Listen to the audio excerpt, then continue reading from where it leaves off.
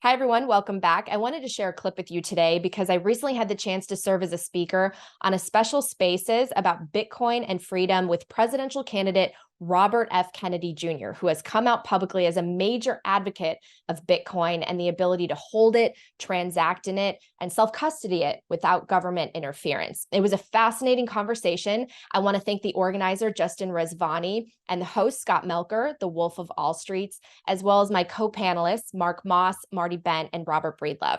We covered a range of topics: our nation's debt, American prosperity, the military-industrial complex and military spending, wealth concentration, and of course, how Bitcoin can help the average American worker. I hope you check out the full conversation. I'm going to link it in the show notes, but here's a clip of the two questions I had the chance to ask RFK Jr.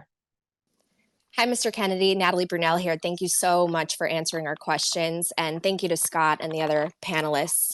I recently had the chance to read your book, American Values, and I really enjoyed it. I learned a lot about your family's backstory. And one part that resonated with me was when you wrote that your grandfather, Joe Kennedy, believed America's prosperity was its most reliable source of stability and national security, and that we must choose to protect democracy over being seduced by imperialism. How would you grade us on these values? And secondly, how do we make America prosperous to protect these ideals? Well, that I mean the grade would be a F grade, and this is something. This was a theme among our founding, the framers of our Constitution, is that universally they wanted to keep America out of foreign wars. John Quincy Adams spoke for the rest of the framers when he said that America goes not abroad in search of monsters to destroy. We commend democracy in other nations. We support it morally, but we are not. We don't send our military abroad. Our founding fathers were unambiguous that we could not afford to turn America into an imperium abroad because it would be inconsistent with democracy at home. We would turn ourselves into a garrison state, a security state, a surveillance state. My grandfather said we should arm ourselves to the teeth around our borders, create Fortress of America. The real strength of of a country comes not from military power, but from economic power, from financial power. Building a robust middle class, and that's what we should focus on. There's a famous historian called Paul Kennedy, who's no relationship to my family, who's a professor at Yale, and he's written a number of books looking at the declines of an empire. And he's looked at the declines of every empire in the last 500 years and traced all of them to the overextension of their militaries abroad. And when I was 7 years old, and on my birthday on January 17th, 1961, 3 days before my uncle took office, the outgoing president, Dwight Eisenhower, gave this famous speech, which today really stands as what I believe the most important speech in American history, where he warned America against the domination by a military industrial complex. And he said, by the way, a medical industrial complex driven by federal scientific bureaucracies. And people forget about that warning in his speech, but it was very prescient, looking back over the COVID pandemic. But my uncle, when he came into office, President Kennedy, immediately realized that this was going to be his battle. 2 months in, he had the CIA and his Joint Chiefs of Staff lie to him about the Bay of Pigs and get us into try to suck him into a U.S. led invasion of Cuba. And he refused, but those men in the Cuban battalion and the brigade were dying on the beach. He came out of his office. He realized that the whole thing had been a trap by the CIA, by Allen Dulles, who he then fired. He fired Charles Capel, who was the director of military operations in the CIA, and Richard Bissell, who was in charge of clandestine activities, who had all lied to him. And he said, coming out of that meeting, that he wanted to take the CIA and shatter it into 1,000 pieces and scatter it to the winds. And he said that because he realized that the function of the agency was no longer to protect Americans' national security, but it had devolved into doing exactly what Eisenhower had warned about, of providing the military industrial complex, the military contractors, and the Pentagon with a constant pipeline of new wars. And it was the greatest danger to the republic. And my uncle spent the next 1,000 days of his presidency in combat with his own military brass and intelligence apparatus. He refused to go into Laos. Who wanted him to go to war, who considered war both inevitable with the Soviet Union, inevitable, desirable. He refused to go into Laos. He refused to go into Cuba on both occasions. He refused in '62 to go into Berlin. And he refused to send combat troops to Vietnam, despite their pleadings that he send 250,000 combat troops. In the end, he sent 16,000 advisors, Green Berets, who's who were not allowed under the terms of rules of engagement to participate in combat activities. Many of them did. And in October 1963, a month before his death, October 22nd, he heard that a Green Beret had died in Vietnam. And he asked his aide to bring him a casualty list. And the aide brought him a casualty list that showed that 75 of U.S. servicemen, these advisors, had been killed. And he said, that's too many. And that day he signed National Security Order 263, ordering all troops home, all military advisors home from Vietnam within a year, with the first 1,000 coming home beginning the next month. Well, a month later, he was killed. And a week after that, President Johnson remanded that order, and within a year, sent 250,000 troops, which is what they had been trying to get my Uncle Jack to do.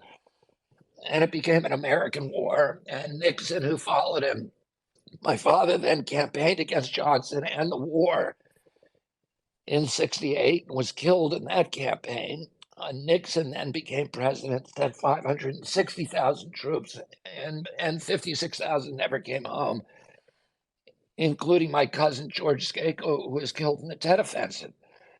And and that war then, led to the next war. So we've been now we've had these series of traumas that have pushed us into the surveillance state. We had the Vietnam War, we had Martin Luther King's death, my father's death, my uncle's death, Malcolm X's death, and then COVID-19, most recently, and the World Trade Center attack, all of which have pushed us down the road into a surveillance state. And I would say America today is the surveillance state that Dwight Eisenhower warned us against. And that's why I would give us an F for failure. Well, I certainly think a lot of people would agree, but digging a little bit more into the idea of rebuilding America's prosperity, you have acknowledged on several shows that today in America, we don't have free markets, we have crony capitalism, this idea of brutal competition for the poor and cushy socialism for the rich. And I would extend that to say that today's oligarchs are sort of a coalition of capital comprised of Wall Street, the big banks, massive corporations, and the political elites. Meanwhile, the working class, you talk about a lot, largely feels very left out, left behind. And a lot of us think Bitcoin somewhat fixes this. But how will you tame the oligarchs and reduce their power? And what does that mean for the Fed and money printing? Well, you're right about that. And, and it's not a Republican or Democratic issue. Both Biden and Trump administration essentially had the same fiscal and monetary policies, and which was just printing money. We print over the last 6 years during those two administrations. Our national debt increased by $13 trillion. That's 40% of all the money that's ever been borrowed since George Washington. And the Fed printed $4 trillion. And that's 48% of all the money that's ever been printed by the Fed since it's opened its doors in the fall of of 1914. And so what has this done? I love what you said, associating that money printing with these huge concentrations of wealth and the disparities between rich and poor. The poor are suffering because of the inflation. Energy prices are now up 37% this year. Groceries are up 27%, and the U.S. worker has not benefited from all that money pouring into the marketplace. U.S. wages, and this is really extraordinary, our growth rate, despite all of that money being poured in, has been only 2% per year. And it was 5% per year with virtually no money pouring in during my uncle's administration. And what's happened to wages? Well, wages have gone up by barely 3.5% since December of 2016. And meanwhile, this is hourly wages have gone up 3.5% since 2016. Meanwhile, the top 0.1% of households, the top 130,000 households, have seen their income, their net worths increase by 30%. So the top dogs, the fat cats, have gotten 10 times richer from that huge influx of wealth into the market. And while workers, people who actually go out and work for a living, hourly wages have basically stayed the same. So it's not helping the poor. And what do we need to do to deal with it? One is we need to bring back the Glass-Steagall Act. And Glass-Steagall's entire scheme for central banking.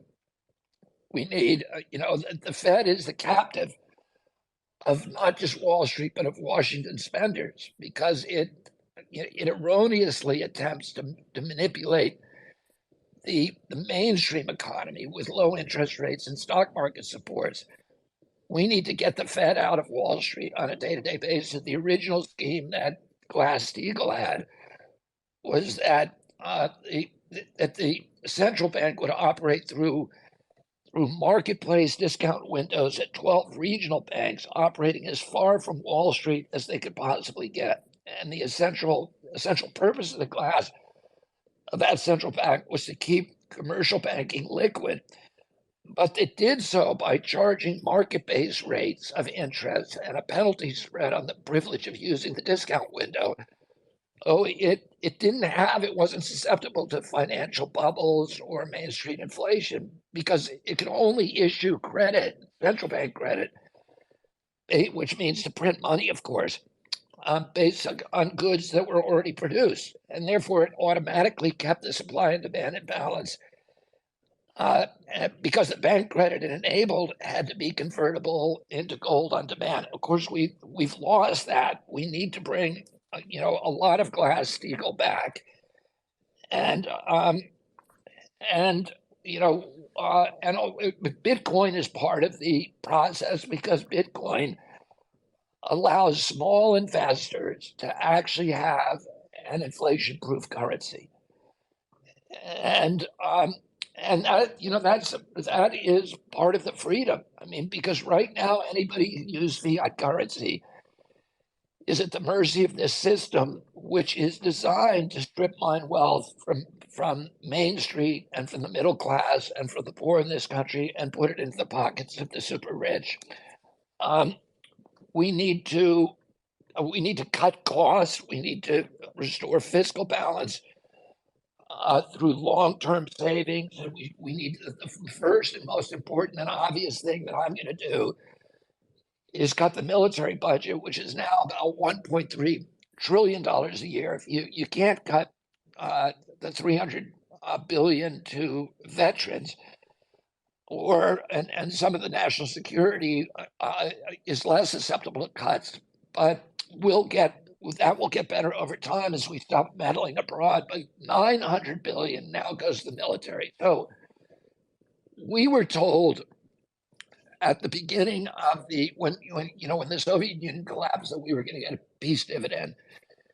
We were told that the military budget would be cut from $600 billion to 200 billion. And that was enough to protect our country. When Eisenhower, at the height of the Cold War, when we were facing the Soviet Union with a threat that is nowhere in sight today, the Soviet Union at the apex of its power, he cut military spending to the equivalent in today's dollars of 500 billion. Well, today it's 900 billion. So at very least, we could cut it by 45% and get back to where Eisenhower was at the beginning of the Cold War. I mean, at the height of the Cold War.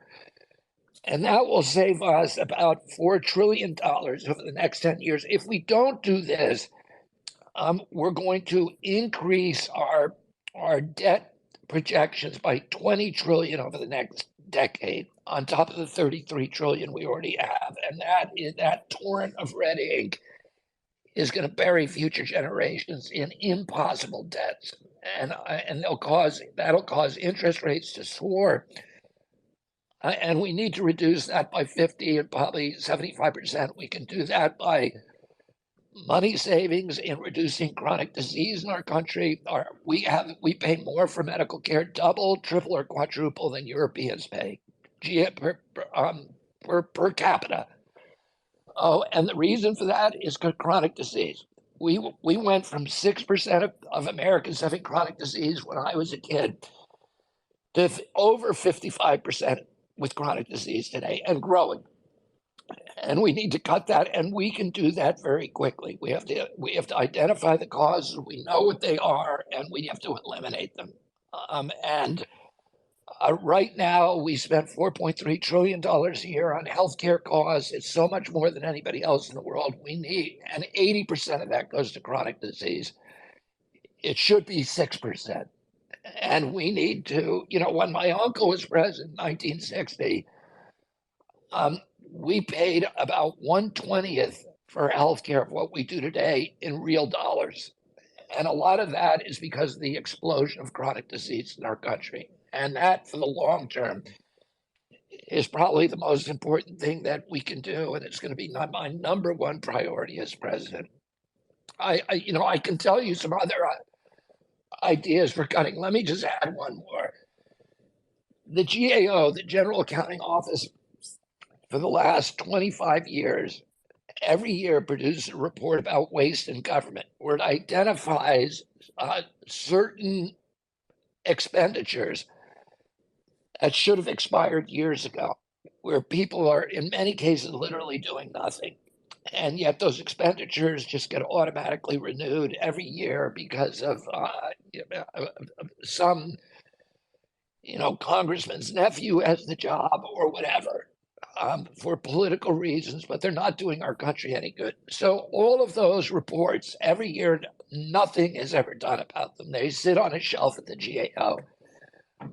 I'm going to name essentially a base closing commission, the way that we did for our military at the end of the Cold War, to go through those lists, those 25 years of lists, and identify the ripest fruit to pick from that list, all of the worst ways in government that are indefensible.